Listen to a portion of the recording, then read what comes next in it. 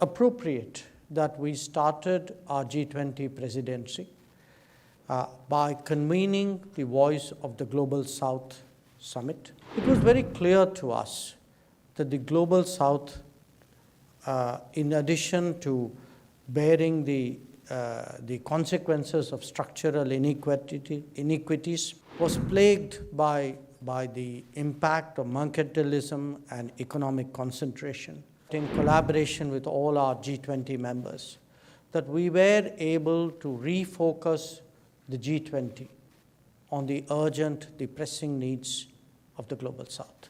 Let me begin by expressing my most sincere appreciation to all of you for joining us this evening. Your presence means a lot to us. It also expresses the sentiments that you feel for India and underlines the importance of South-South cooperation. We meet just a few weeks after the New Delhi G20 summit, a summit which took place on the theme of One Earth, One Family, One Future. Now, it was a challenging summit. It was actually a challenging presidency. And it was challenging because we were confronting a very sharp east-west polarization as well as a very deep north-south divide.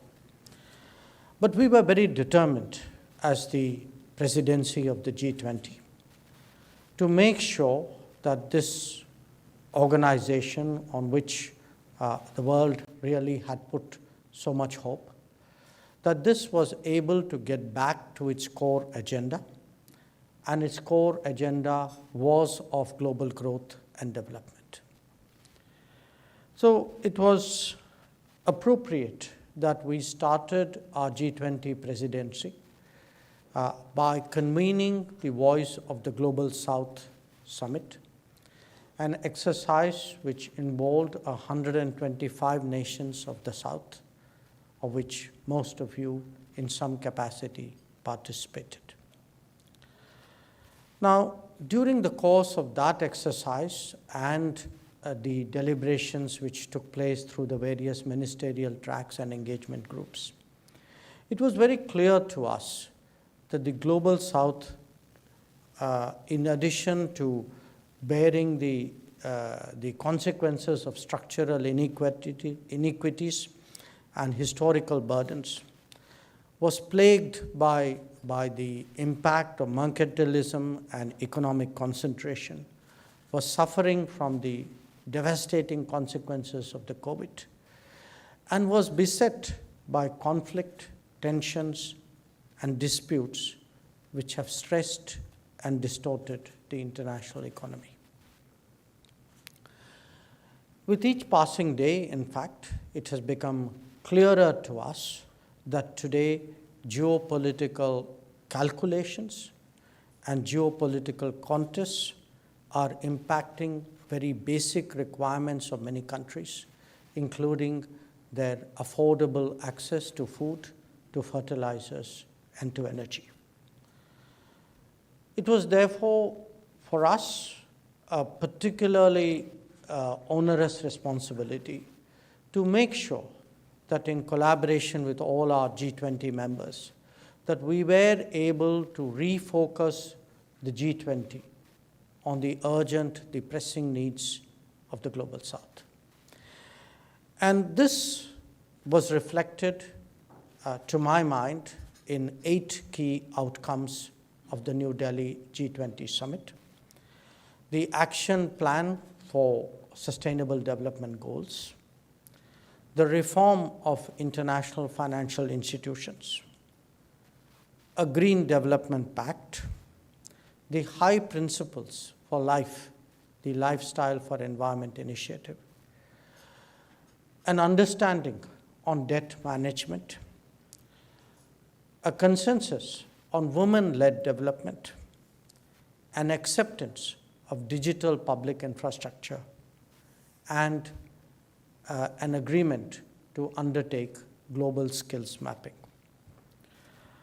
We do believe that the New Delhi summit of the G20 has in many ways laid the foundation for the international community really to look at its development prospects, hopefully with greater optimism, certainly in our expectation with more resources, and that the decade ahead would allow us really to overcome the challenges that we have all experienced over the last few years.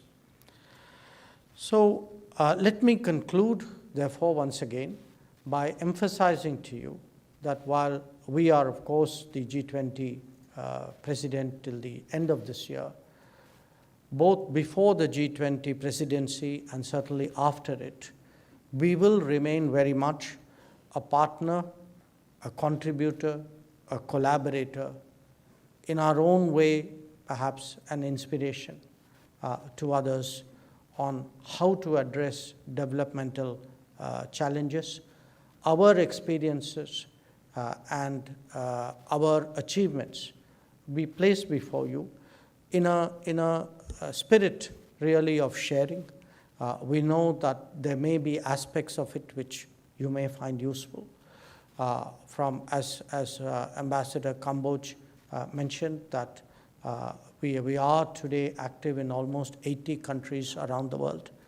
And what I can say is that when it has come to South-South cooperation, we have endeavored to walk the talk. My remarks on this subject would, of course, not be complete without my underlining what I believe was one of the really important outcomes of the G20, which was the membership of the African Union. And certainly it is our hope that that message would resonate not just in the G20, but beyond as well.